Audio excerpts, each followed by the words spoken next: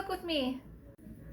Alright guys, welcome back to another video. Today's gonna be a little different. I just got out of work. I'm sweaty. It's hot outside, but I'm craving some pollo guisao. So that's what we're making for dinner. And you guys are gonna come along for the ride and watch me cook.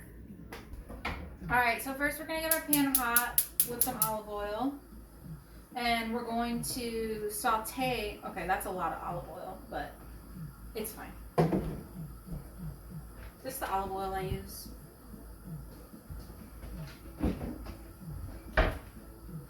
Now we're gonna add some roughly chopped onions and sweet pepper.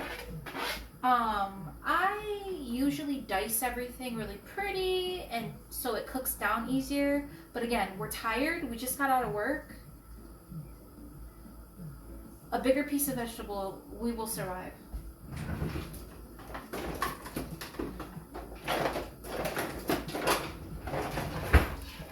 Get this hot. We're gonna start to saute the peppers and onions, and then we're gonna also add our sofrito. Now, I'm a whore when it comes to my sofrito. I add a lot because it's good. It's just good stuff. And I do make my own sofrito.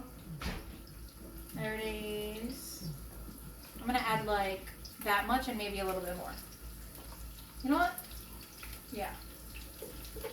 That should be good. We're gonna add the rest of this.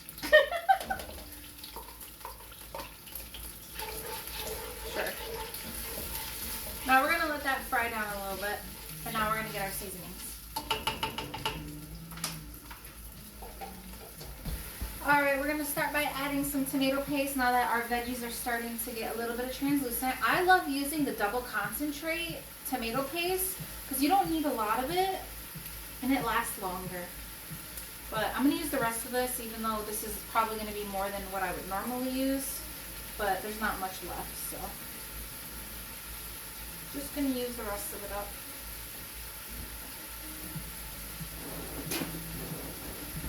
Next, we're going to add 2 packets of sazon.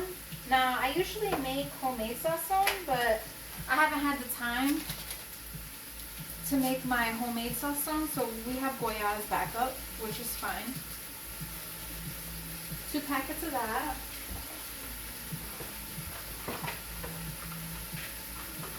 We're going to add 1 packet of our jamon concentrate,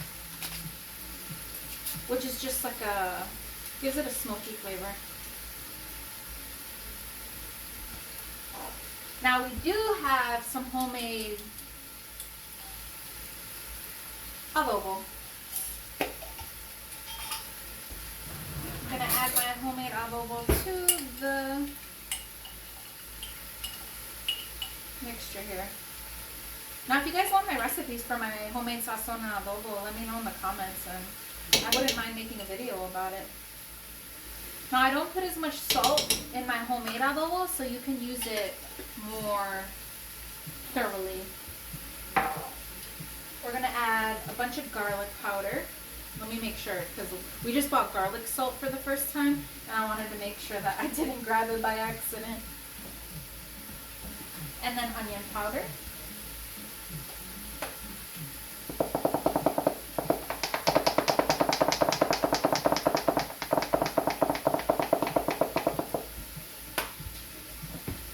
Some oregano.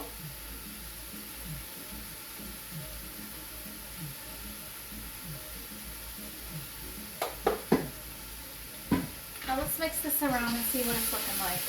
At this point, I'm going to add a little bit of water, just so our seasonings don't start to burn. But you do want them to get a little fried, you know? That's why I like to add them while I'm heating up the veggies. Add a little bit of water there, because we're going to add our chicken in a minute.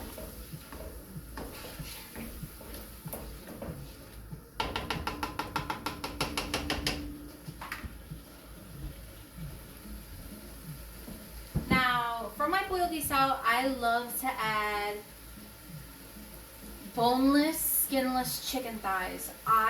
It's the best meat to make this meal with.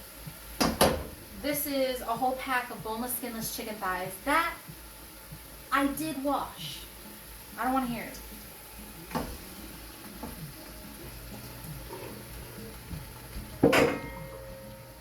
Now that that's in there, I'm going to mix it all up.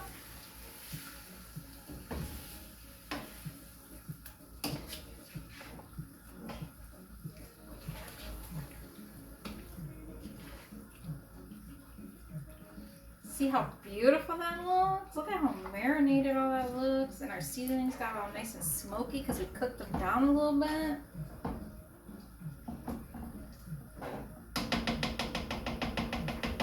Now we're going to add just enough water to cover the chicken. And then we're going to add our most important ingredient. Alright, let's add some water. Just enough to cover the chicken. This is about a 4-cup measuring thing. I'm a messy cooker. When I cook, I get all messy, but I make sure to clean, I swear. Mix that all up. So that's good for water right now. We need more, then we'll add more later. But this is the color you want to see. And at this step is the most important ingredient, which is your bay leaves. If you're not using bay leaves in your Puerto Rican cooking, I'm not saying your food is nasty. I'm just saying you haven't elevated yet. Now all these sprigs are like broken, so I want to get some nice leaves. I want to get at least 3 in there.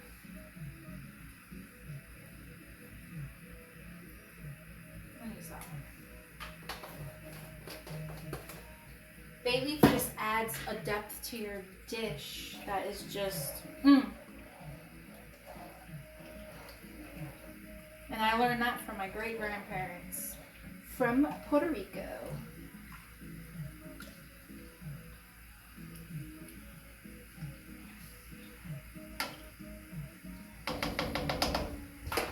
Alright, so now that everything's all good, marinated in there, and we added our bay leaves, we're just going to cook this on medium until it starts boiling. I want to say about 30 minutes, 40 minutes, and we'll come back. Alright guys, so it's been about 45 minutes of my chicken cooking, and it's done. I added some potatoes in there. They're nice and soft. Our chicken is all nice and tender. Our sauce thickened up, which is nice. And then I also made some white rice. I gotta walk around the camera. And our white rice came out beautiful as well. Let's stir this up. Looks good. Let's plate this up and eat. Alright everyone, so here's my plate of food. But before I eat, you guys can get the first bite. Look at that up close. So yummy, yummy, yummy. Yum, yum, yum, yum, yum, yum, yum, yum. Guys, so that was today's video. I hope you enjoyed. It was something a little different than me outside in the garden.